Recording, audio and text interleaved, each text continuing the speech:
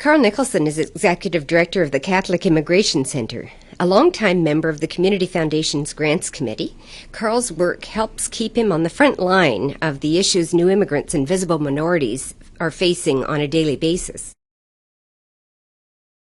How is the Ottawa's Vital Signs report useful to you and your organization? This is a very, very helpful innovation. The Catholic Immigration Center, our mission is to welcome newcomers and to try to build a more welcoming community. And so we've got many issues that we try to wrestle with on a daily basis. And actually, Ottawa's Vital Signs is the first sort of community document that we've seen that actually takes our issues, because obviously our issues spread across all of life, takes our issues and gives us some benchmarks, tells us about the trends, is very, very helpful for us. And besides, it's an interesting document to give to newcomers, to say, here's information about our town. Here's information about our community. It's a very interesting document to draw information from, to put into the new Ottawa web portal, immigration portal, to say, here is the kind of town that we are suggesting that you come and live in. So it really does give us a sense of the pulse of the city. It gives us goals to shoot at. It tells us about possible directions we ought to be going in. And finally, we couldn't ask for a better document from the point of view of building public awareness about our issues. So, all in all, we're very happy with Ottawa Vital Signs. Carl, I'd be very interested in knowing what you think are the key issues, or the one key issue that faces Ottawa's immigrant population heading into the future. Like so many other urban settings in Canada, in North America, we're undergoing very significant demographic change. We've got an aging population. We're not having as many children as we used to. Immigration is one of the valves that's filling in. But of course, we're recruiting immigrants from very different cultural contexts than we used to in the past. So we've got some issues that we need to work out. The key issue still, however, remains for newcomers is employment. People come in and with a lot of angst and anxiety, and the one big thing you really want, the one thing that really makes you feel settled is, I have a job, and the job is commensurate with my skills.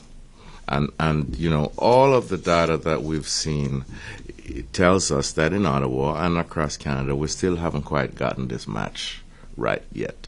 In the last Ottawa Vital Signs, you published the unemployment rate for Ottawa generally at the time was about 4.7%. For immigrants, it was 5.7%. And then when you peeled away the onion a little bit and you went in and you said, okay, within those immigrants, are there any groups we ought to look a little more closely? Visible minorities, their unemployment rate was 10.8%.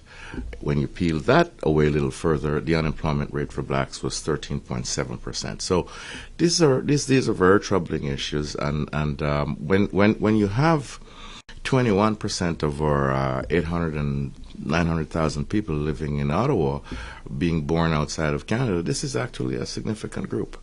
This is a large number, and this is. Anyway, the long and short of it is, I'd say that would probably be the most critical issue leading into the future. Joining me now is Nicole Zuger, Program Manager of Arts Development at the City of Ottawa. Bonjour, Nicole. Bonjour, Barb. Depuis longtemps, vous vous employez à obtenir de la municipalité qu'elle augmente les fonds qu'elle consacre aux arts. Pouvez-vous nous en parler? Bien, depuis 2003, vous savez bien, on a fait adopter notre plan sur les arts, qui était un des piliers du plan de la Ville d'Ottawa. Alors, c'était la première fois que les arts ont été vraiment fait partie des plans, des grands plans de la Ville d'Ottawa. Depuis, on a vu l'investissement dans les nouvelles infrastructures telles que the Great Canadian Theatre Company, le Centre des Arts d'Orléans, un appui à la salle de concert proposée pour 150 rue Elgin. Les indicateurs de Statistique Canada démontrent que les citoyens d'Ottawa dépensent plus que le norme sur la culture et aussi qu'il y a beaucoup d'activités qui se tiennent à Ottawa. Mais je crois qu'il faut regarder tout cela de plus près. Alors, lorsqu'on regarde de plus près, on voit que seulement une fraction de ces dépenses sont dépensées sur les arts de chez nous. Alors, la Ville dépense maintenant $5.53 par habitant sur les arts, c'est-à-dire les fonds qui vont directement au groupe artistique.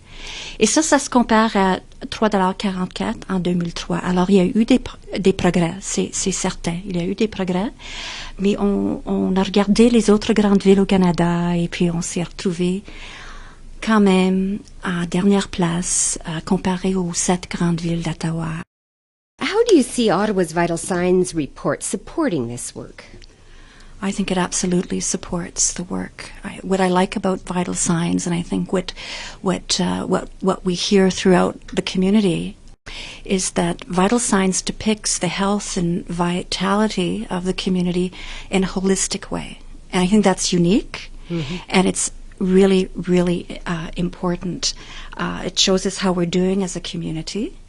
In my case, I feel Vital Signs, it lets people know that even when we're struggling to support so many social and environmental needs in our city, that there are very real social justice issues that we need to grapple with.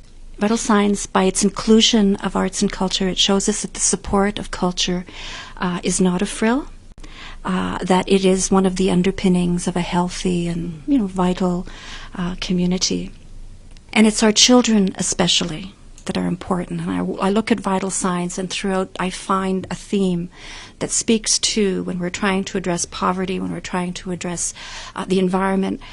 It's for the future. It's for now, but also it's trying to make people realize that we need to act now, and there are gaps in what we are doing, and there seems to be that thread throughout Vital Signs that makes us think about the future of our children. So Vital Signs gets the word out that there are a lot of agencies and institutions that are working hard to resolve these issues, and which is critical. It's critical that you have an independent body that is doing so much good work in our community. It's going to come out every year with an annual report to say, to keep us on our toes, to say, listen, there's a whole bunch of areas that we need to address. And again, it just ties into what Vital Signs is trying to do, is trying to make us sit up and take notice and to respond to the needs in our community. And so I wish you, luck with the next edition. We look forward to seeing it. Thanks to everyone who joined me today to discuss the Community Foundation of Ottawa's Vital Signs report. No matter who we are or what our circumstances, we're all citizens of this community. As such, we have a common interest in making sure it is as healthy as possible. One of the signs of a healthy community is the engagement of its citizens. Let's use Ottawa's Vital Signs report to become engaged ourselves and encourage others to be involved in the issues that are important to them. Don't miss the release of the 2007 report on October the 2nd.